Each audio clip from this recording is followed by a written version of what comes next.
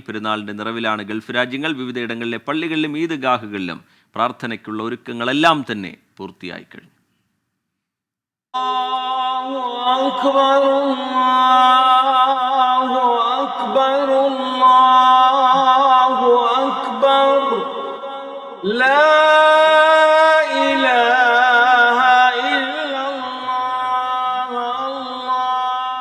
മനസ്സും ശരീരവും സൃഷ്ടാവിന് സമർപ്പിച്ച് ഓരോ വിശ്വാസിയും പ്രാർത്ഥനകളിൽ മുഴുകിയ പുണ്യ റമദാന് വിട.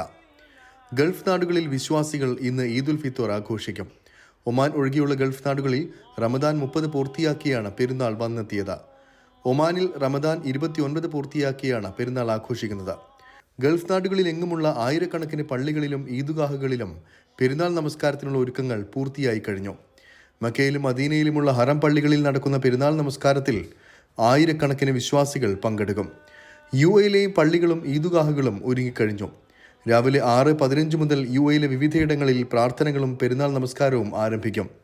അറബിക്, മലയാളം, ഇംഗ്ലീഷ്, ഉറുദു, തമിഴ് തുടങ്ങി വിവിധ ഭാഷകളിൽ UAE-ൽ പെരുന്നാൾ ഖുതുബ നടക്കും. മലയാളികളുടെ നേതൃത്വത്തിൽ ദുബായിലും ഷാർജയിലും 3 ഈദ്ഗാഹുകൾ ഉണ്ടാകും.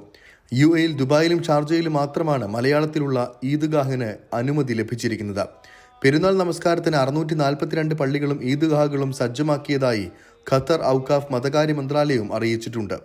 പെരുന്നാൾ ആഘോഷം വർണ്ണാഭമാക്കാൻ വെടിക്കെട്ട് ഉൾപ്പെടെ രാജ്യത്തിന്റെ വിവിധ ഭാഗങ്ങളിൽ വ്യത്യസ്തമായ നിരവധി പരിപാടികളും ഒരുക്കിയിട്ടുണ്ട്. 24 ദുബായ്.